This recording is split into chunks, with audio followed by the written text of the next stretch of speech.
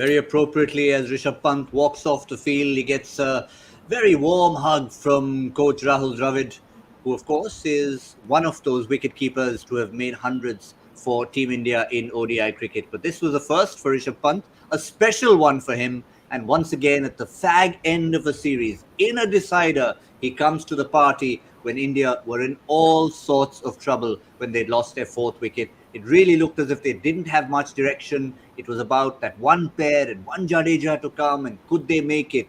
And all the questions were answered.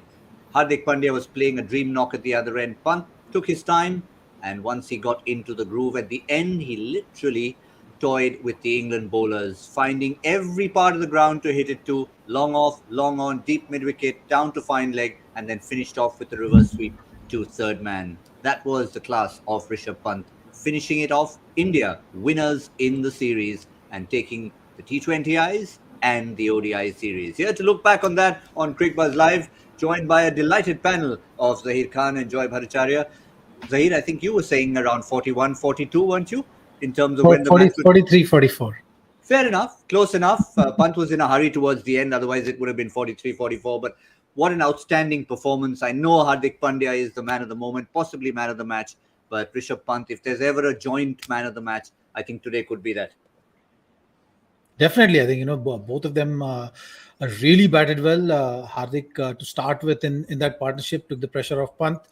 Pant today took his time in that partnership initially. He walked in when it was 20 for 2.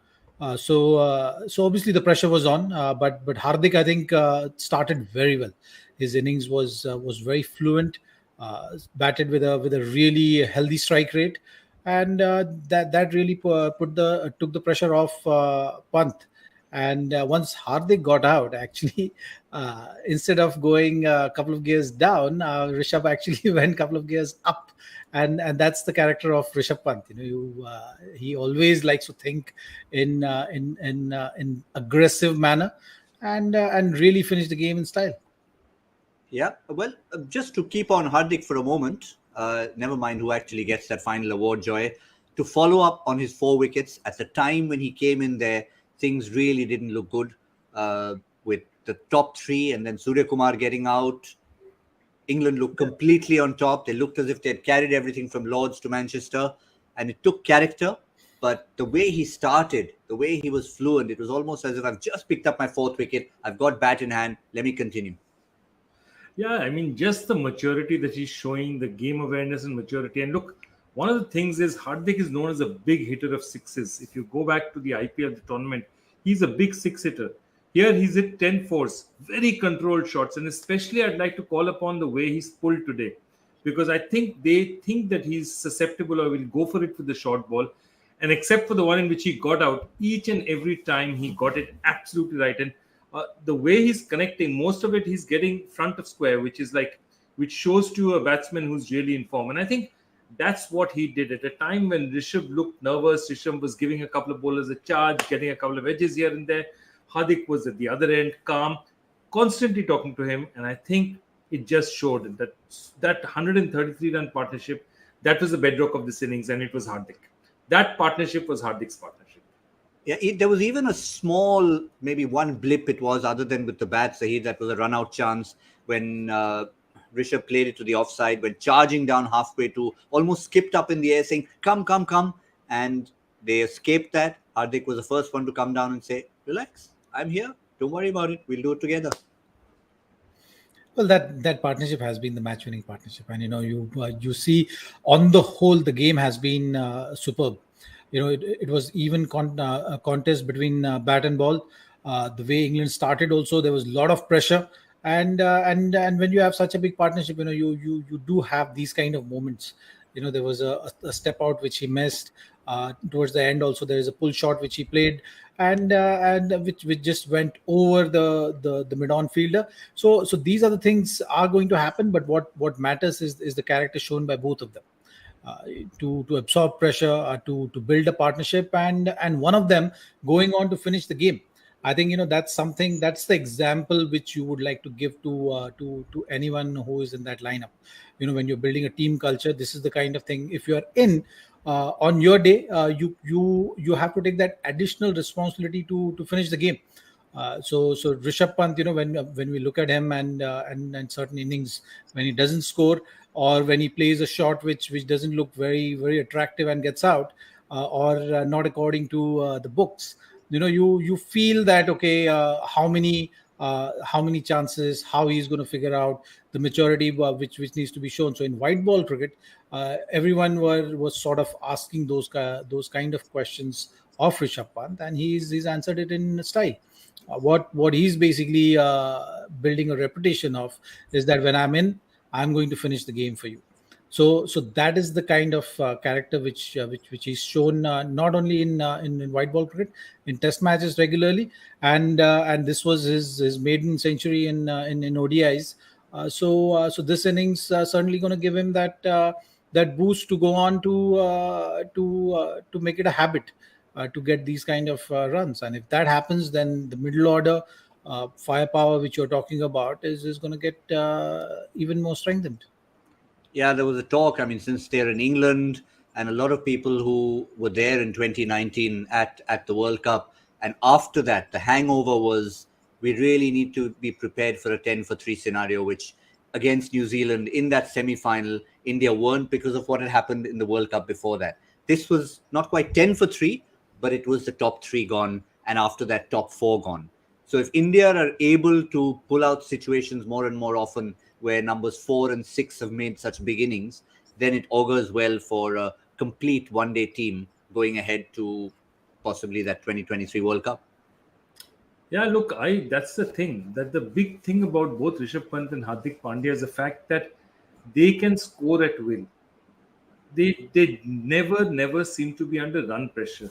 Even when they were consolidating the partnership, they were getting a 4 here, they was getting singles there, a 4 there.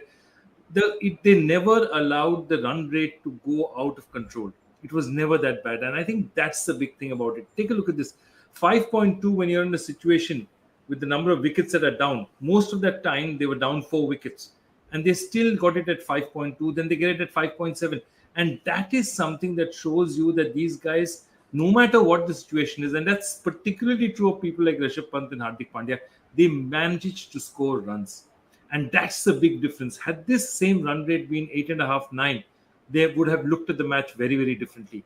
Here, when Jadeja came in, he didn't have that pressure. He didn't need to go. He got 7 in 15 balls. That's all he needed to do. He needed to just hold up one end. And sooner or later, again, Rishabh went berserk. But even if Rishabh had not gone berserk, India would have crossed the line because of the way they had scored before that. They'd set it up very, very well.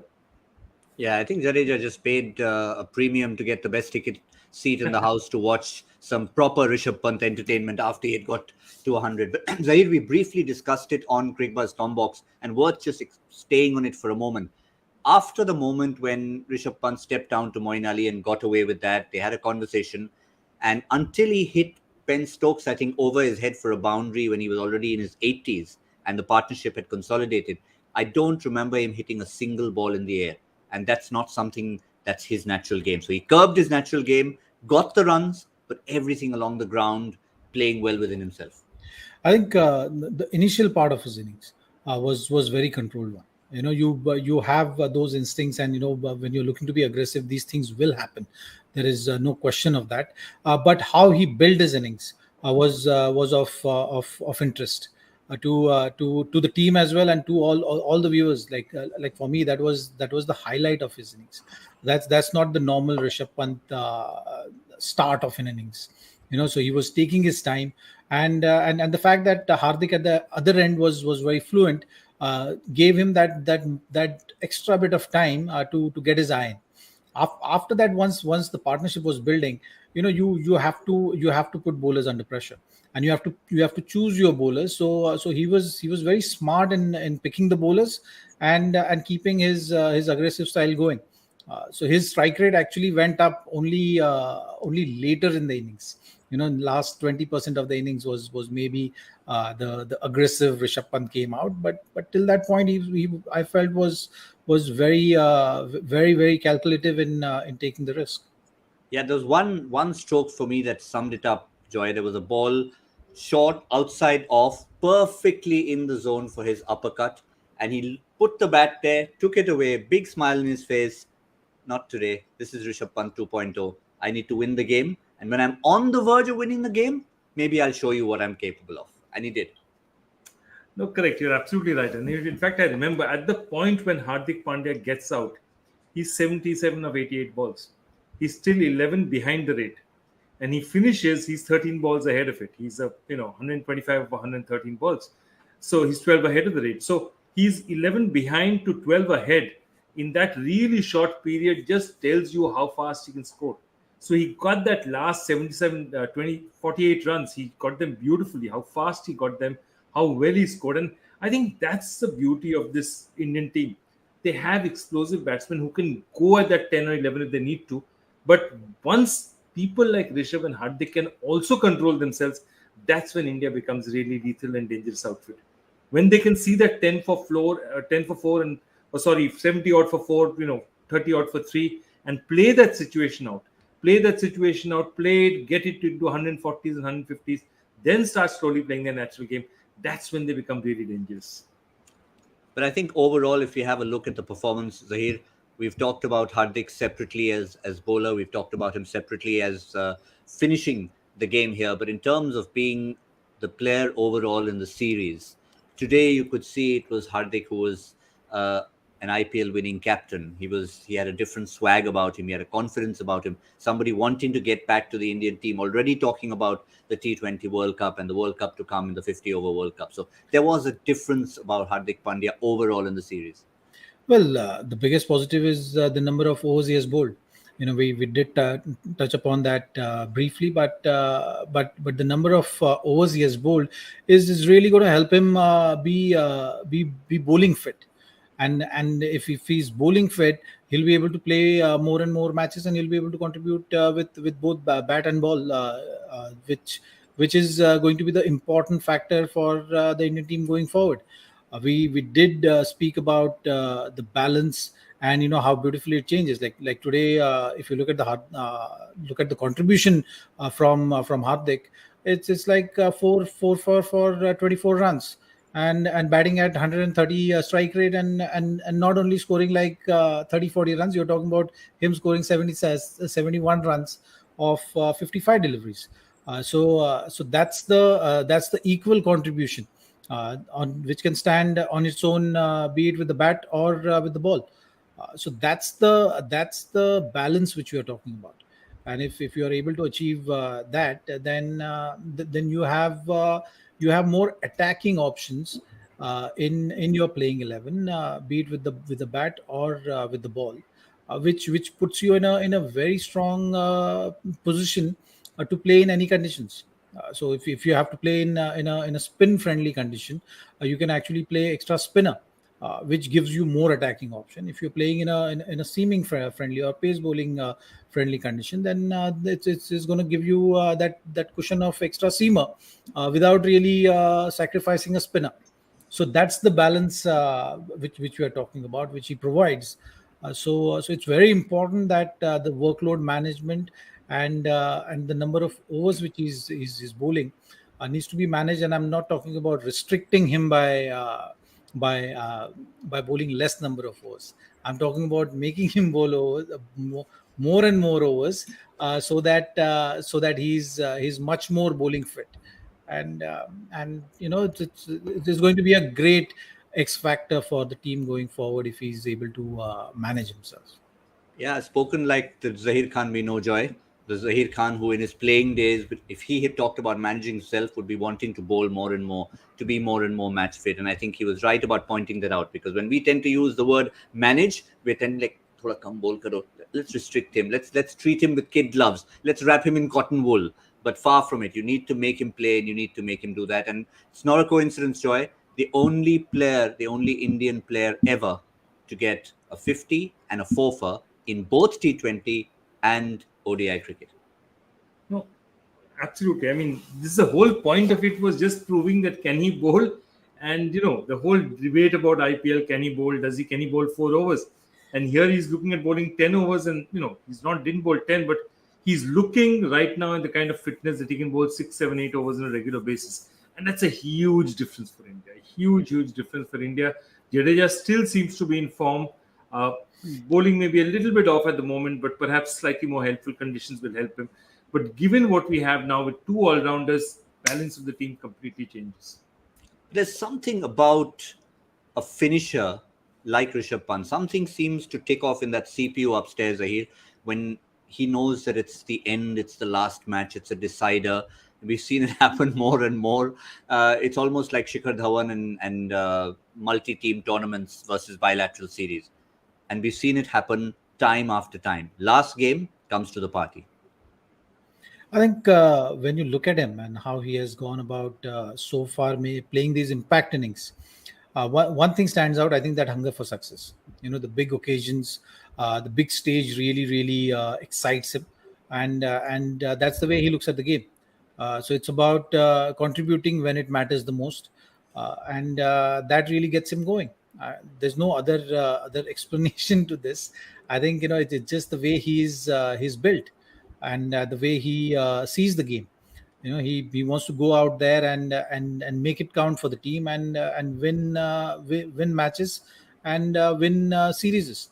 So when you're put in that situation where everything matters, that really brings out the best in him.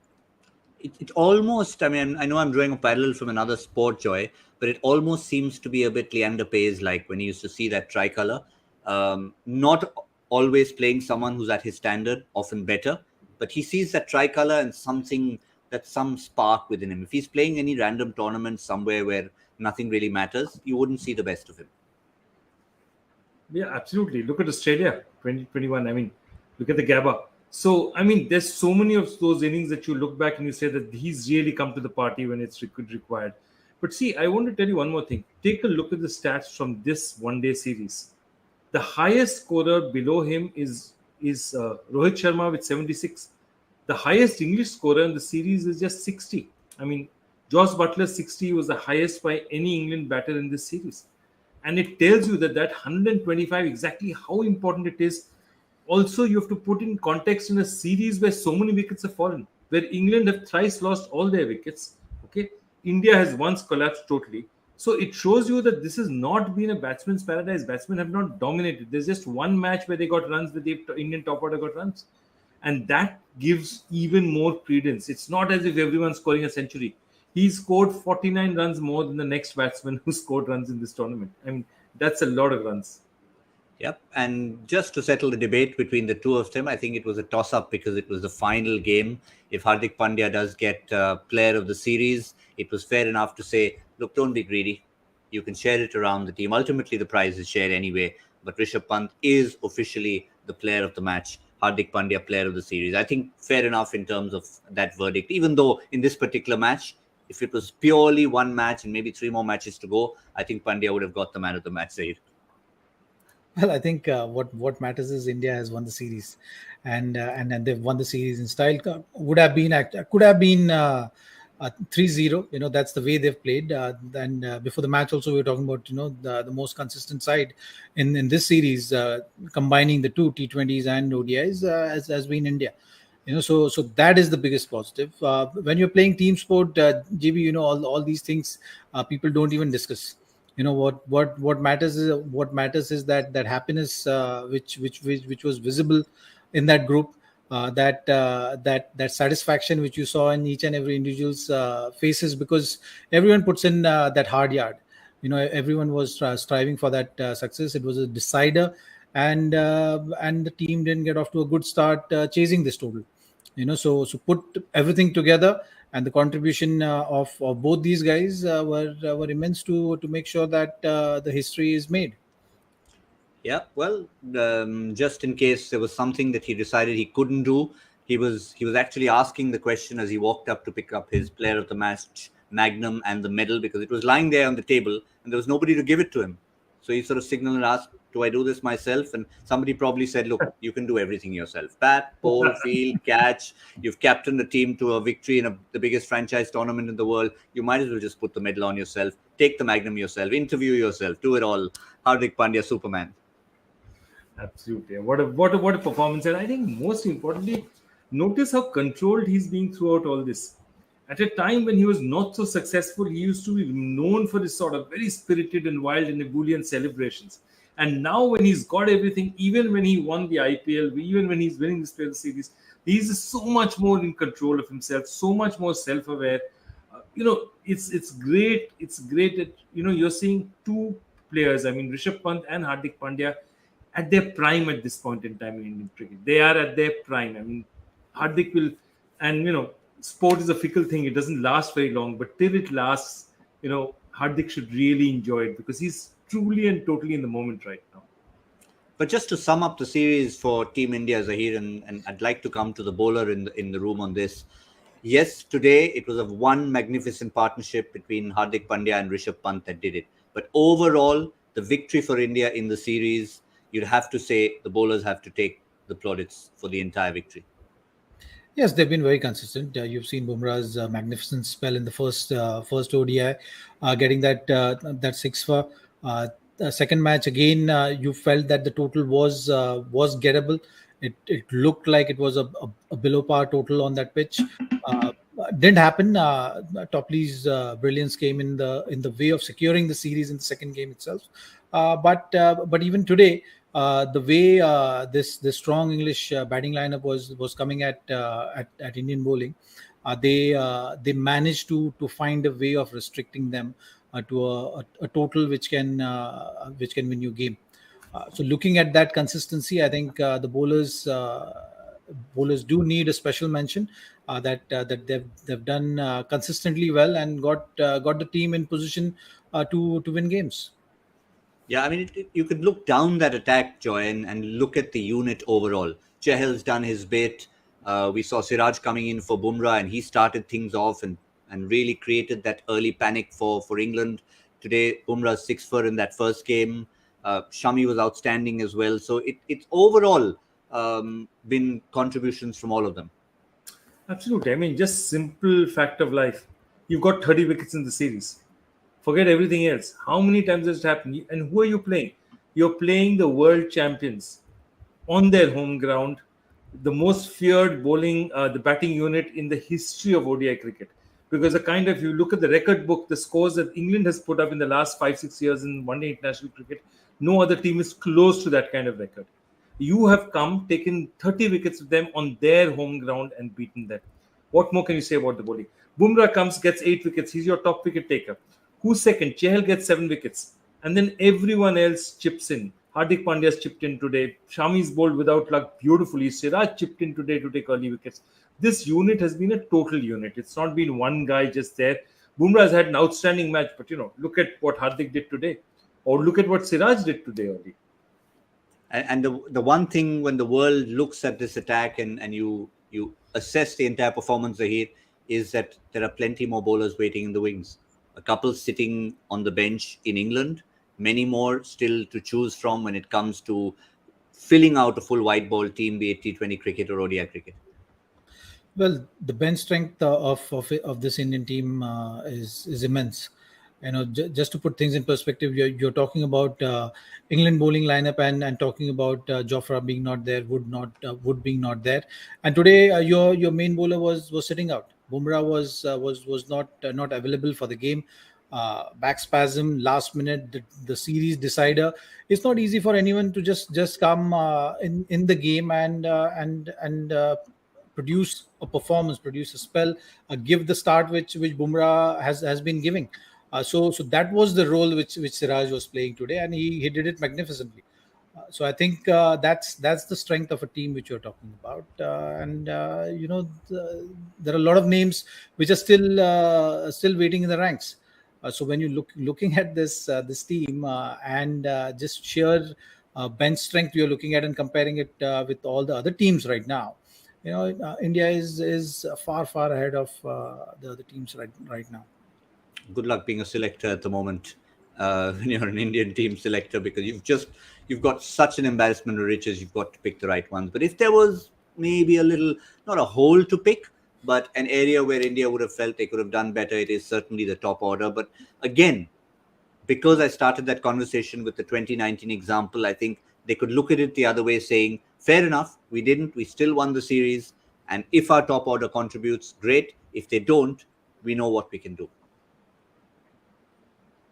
Yeah, I mean, and see how deep. I mean, they're not even that they're batting deep. They're not fooling themselves with all rounders. Shami batting at that far up. Shami batting at 8 is quite a long tail. Shami is not really your most recognized batsman, which means that you're telling your top order even now that your top and middle order will take care of things, will take responsibility for matches and finish matches. And I think that's one thing that India has done very well, taken conscious decisions to attack when they could have been forced to hedge their bets. A great example being against Siraj being picked today. That you didn't go for Shardul, you didn't say, okay, he'll give me bowling and he'll give me a bit of batting as well. You said, no, I'm going to go for the bowler who can possibly bowl instead of him and take wickets up front. And I think that is what is distinguishing. It doesn't come off all the time, but that's what's distinguishing the kind of selection decisions that are being taken nowadays for India. They're attacking rather than defending. They're playing aggressive rather than playing safe. And just to take it a step further on that, Joy, since you used the word bit and you used it loosely, I don't think even the all-rounders who are coming to the party these days think of themselves as contributing a bit. I won't even use the phrase bits and pieces, because the improvement in Hardik Pandya, of course, as a batsman, the solid batsman, as opposed to being that finisher who hits huge sixes, and Ravindra Jadeja has been leaps and bounds. No, I think Jadeja has always been that. And see, the beauty of Jadeja is that he can ignite himself just as a fielder. Even if he does nothing else, he'll take 2 catches for you on the field and he can change the game out there. Which he did exactly today. 2 crucial exactly catches. What he did today. Exactly. His bowling wasn't great today. He didn't get too much to bowl. I think he bowled just 4 overs. But he comes back, takes a couple of catches, then comes in there to bat and is there just to the right spot. And I think that's the confidence. Yes, all these guys, remember, again, we're talking about who? Ravindra Jadeja. Ravindra Jadeja has 2 first-class triple centuries. So the question of him being a bits and pieces cricketer scoring triple centuries in a first-class version of the game, they're not bits and pieces cricketers at all. And yeah, that's his strength. Hardik Pandya is a pure batsman and he's a really good bowler. The problem of his bowling problem is only it's a matter of fitness rather than a matter of ability. There is no doubt in anybody's head that Hardik Pandya is a decent enough bowler to bowl. It's just, is his body going to be able to take it? Yes, of course, but there's no rest for the wicked, because once they finish with this series, it's just in a few days' time that they head across the Atlantic to take on the West Indies. May not be in the best vein of form, maybe a lovely place to visit, but again, it's going to be serious cricket. 3 ODIs, 5 T20Is. It all begins in Port of Spain, moves on to Warner Park in St. Kitts, and then back to the United States of America, to Florida, to finish off the series on the 6th and 7th of August. So, again, yes, we are talking about a year of a T20 World Cup, Zaheer, but still enough of ODI cricket combined with T20 cricket to be played in different conditions, different parts of the world. Well, I think it's a balanced approach because you do have the World Cup, the 50-over World Cup in 2023. So from that point of view, you need to be in touch with the games. You need to just identify the personnel. You need to have a process defined around that as well. Even though it's about a year and a half away, you still need those building blocks in place. I think so. That's the endeavor by looking at the scheduling, which is a good one. T20, of course, the more you play, better understanding of each and everyone's role you're going to have, better understanding of your team selection you're going to have. So from that point of view, if you see, look at the squad as well. The key players have rested for this tournament. So that itself shows that you want the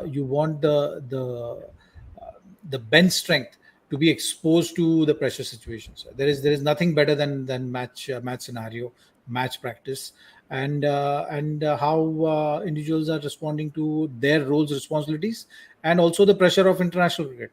So that's the thought process behind. I'm sure Shikhar Dhawan, like how you've seen in the Sri Lanka series, is going to carry on from there. On the whole, DNA of the team is very well defined.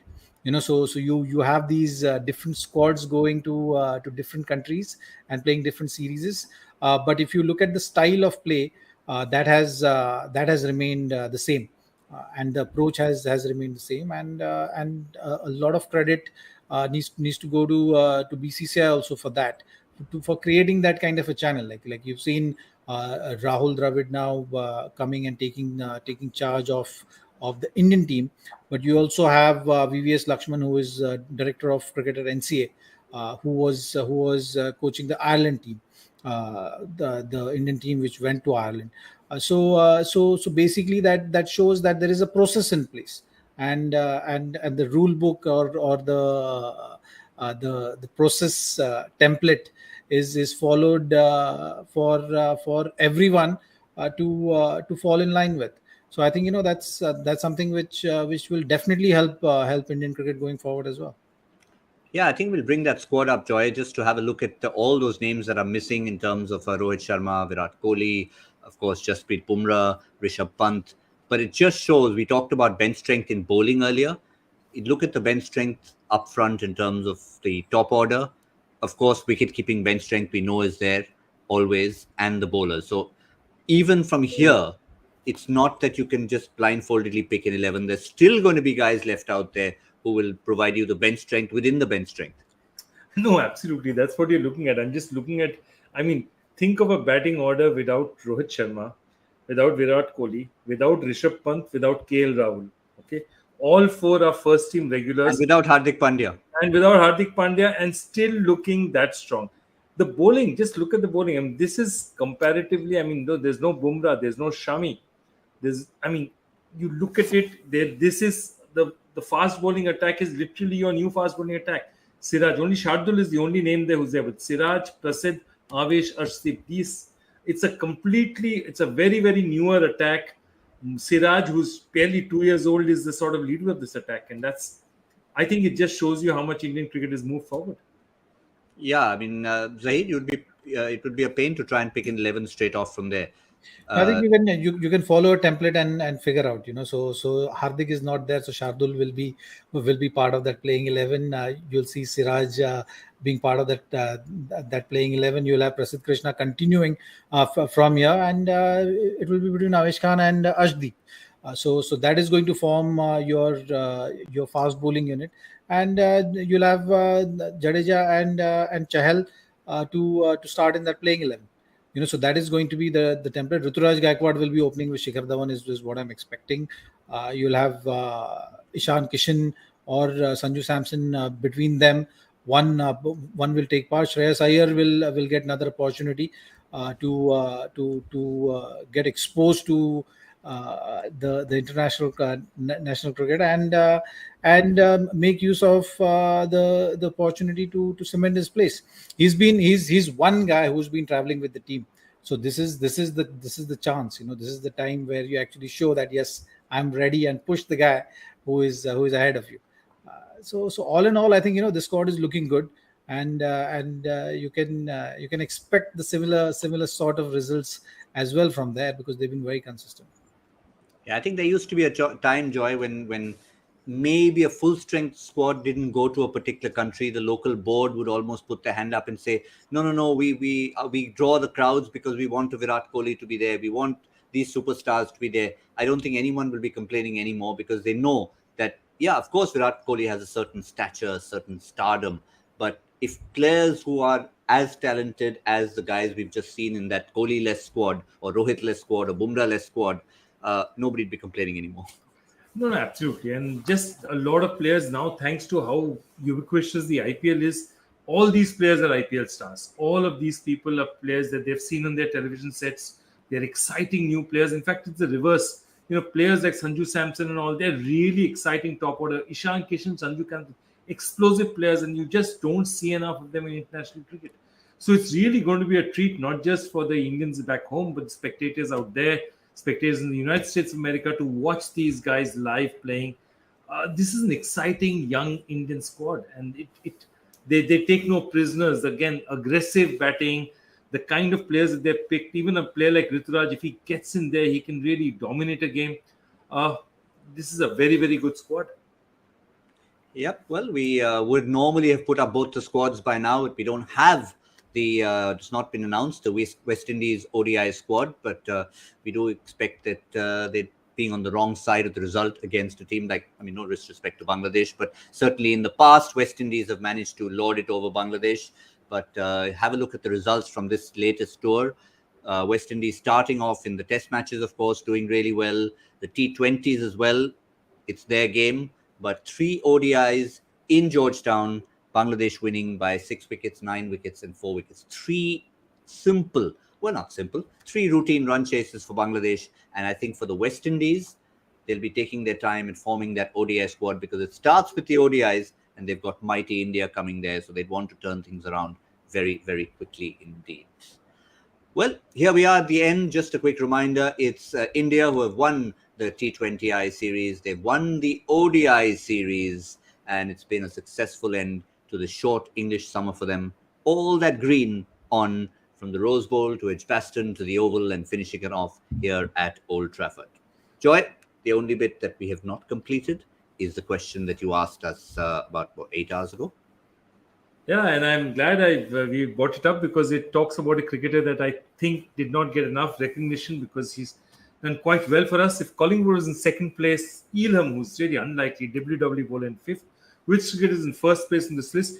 It's a list of best, one-day international figures for an Englishman, and it's currently held by Reece Topley thanks to his 6-wicket performance against India.